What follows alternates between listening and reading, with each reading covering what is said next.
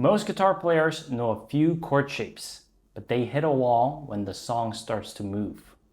And that's because they only know one version of each chord.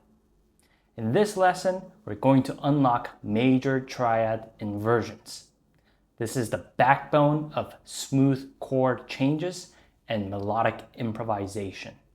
Once you see these, you'll never feel stuck on one shape again. So what is a major triad?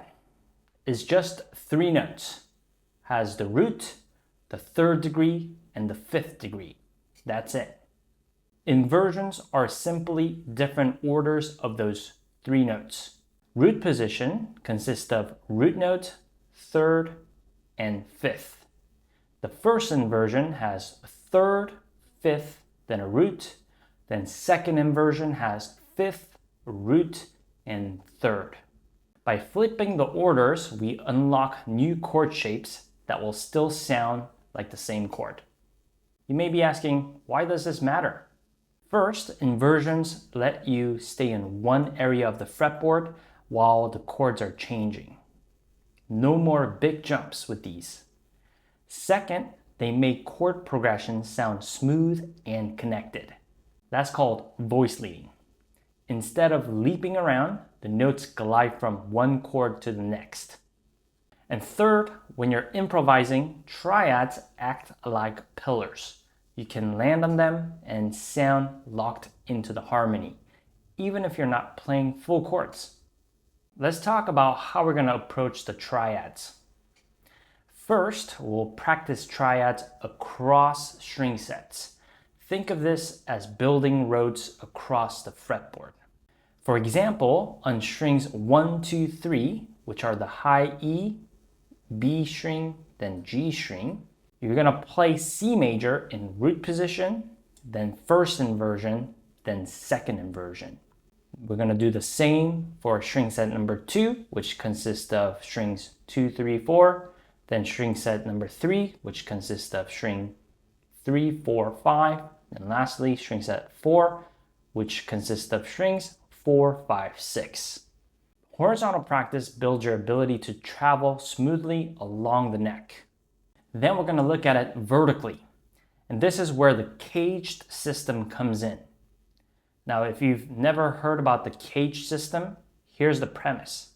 The basic open chords you probably already know, C major, A major, G major, E major, and D major, they can actually be moved up the neck.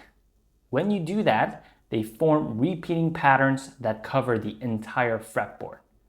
And that's why it's called caged, spelled C-A-G-E-D. Instead of seeing the guitar as one long, endless line, caged breaks into 5 overlapping neighborhoods, each neighborhood showing you a different way to play the same chord.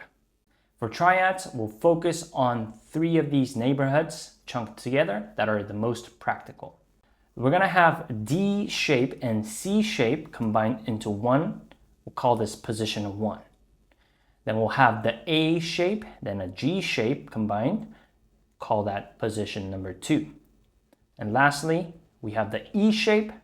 Call that position number 3. Think of horizontal practice as the roads connecting everywhere, and vertical practice as the neighborhoods where you could stay put and see all your triads stacked under your fingers. When you combine both, you got a complete map of the fretboard. Let's walk through a few examples so you can see it in action. First, here is C major across string set number 1.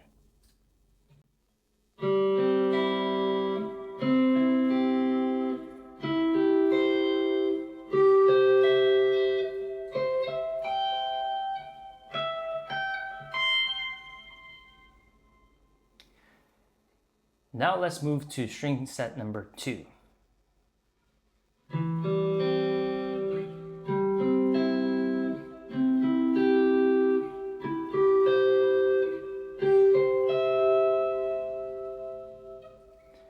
Notice how the shape changed, but the chord is still C. Here is string set number 3.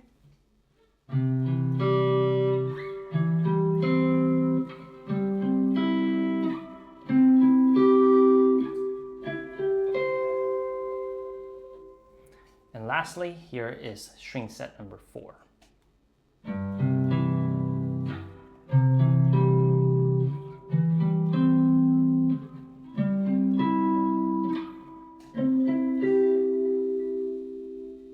Now let's look at this vertically.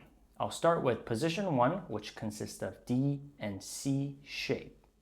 Here is C major triad.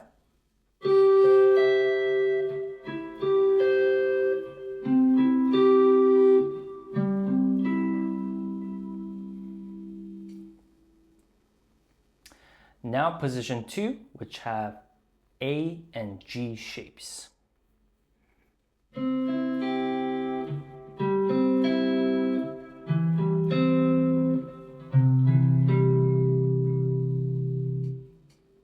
And finally, position 3, which is E shape.